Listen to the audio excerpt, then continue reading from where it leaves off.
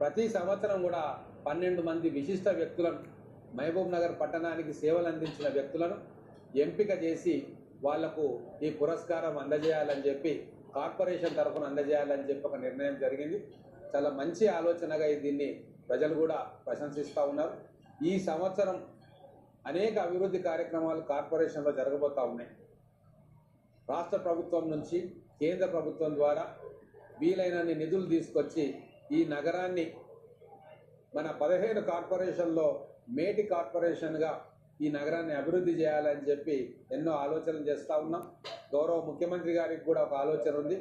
ఈ కార్పొరేషన్ను అన్ని రకాల హంగులు ఆర్భాటాలతోటి మంచి నిధులు ఇవ్వాలని చెప్పి బడ్జెట్లో కూడా పెట్టుకోవడం జరిగింది.